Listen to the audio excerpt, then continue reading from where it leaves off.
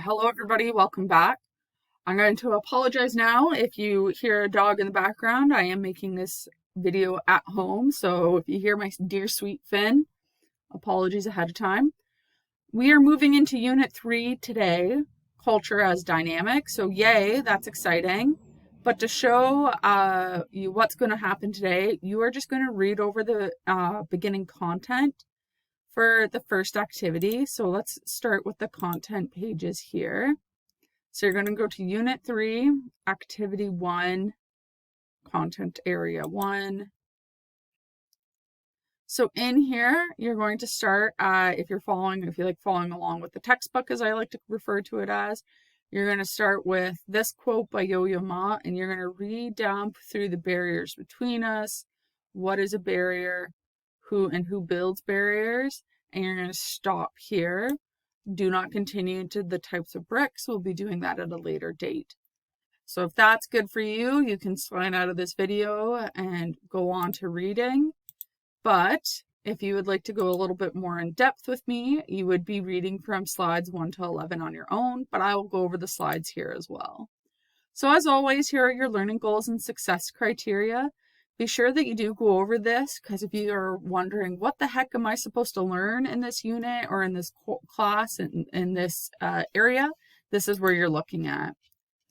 So Yo-Yo Ma was an American cellist, and he was speaking at a White House conference on culture and diplomacy when he quoted, the Sinhalese poet said, "In the end, we will conserve only what we love. We will love only what we understand, and we will understand only what we are taught. We must learn about other cultures in order to understand, in order to love, and in order to preserve our common world heritage." So what are the barriers between us? So if we look at Yo-Yo Ma's quote, how does this compare to your personal experiences? When have you had to overcome preserve your common world, your heritage, your belonging, your identity? And when have you had to step up and figure out how to love and understand something outside of what we are taught? When you look around at your surroundings, you might be able to identify situations where cultures do not seem to be willing to learn from others. If this is the case, what prevents some people from doing as Yo-Yo Ma suggests? So Yo-Yo Ma's quote really talks about being open-minded and accepting. Where do you think some people just are unable to be that type of person? Why do you think they build up maybe that level of hatred for another culture? So there are sometimes factors that prevent us from clearly really seeing and learning from other groups. You can visualize these factors as a wall or a barrier that separates two people or two groups apart from being able to move closer to each other and from seeing or talking to each other. So we can see barriers as being visible or invisible, and they really do impact everyone. By those who put up the barriers, those who try to take them down, and those who are trapped in between maybe these barriers that we run into. So when I keep saying the word barrier, what do I mean? So an open and inclusive society is where we see different cultures and they can learn from each other. Without barriers, without something blocking this conversation between cultural groups or this intermingling of different cultural groups, we would see individuals as being free to explore ideas from various ethnocultures and share their ideas and learn from others. So going to maybe somebody with a Euro-Christian background and somebody from a Muslim background is being able to sit down and discuss different cultural perspectives and being able to accept what the other person has to say and being open-minded to them, or talking to somebody from an indigenous background, indigenous culture, being able to talk about something like beliefs and being able to learn from each other and take that information moving forward to make not only yourself a better person, but those in your community better people.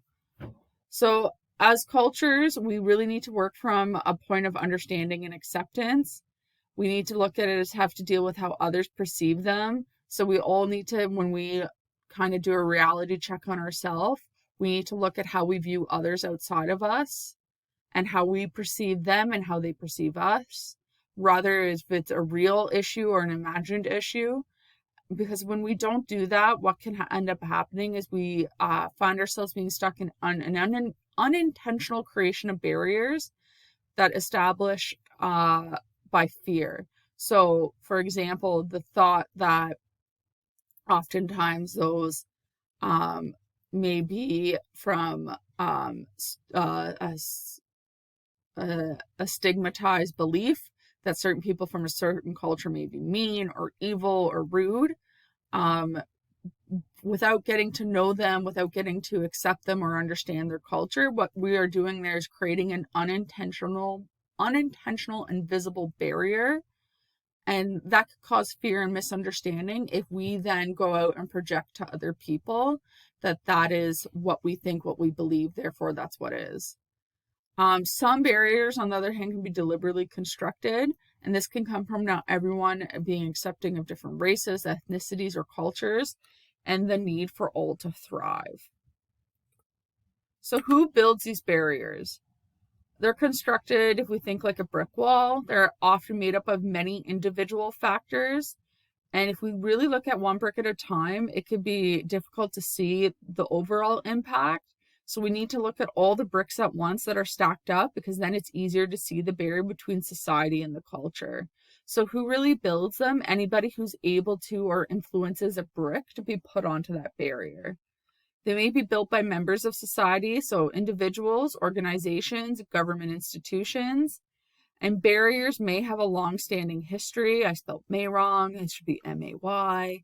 So things like making it difficult to dismantle or recognize their existence if they have a long-standing history of being there. So, for example, we see a lot of you have looked into the civil rights concerns when it comes to the black rights in North America. That is a long-standing barrier that we have just recently started tackling down.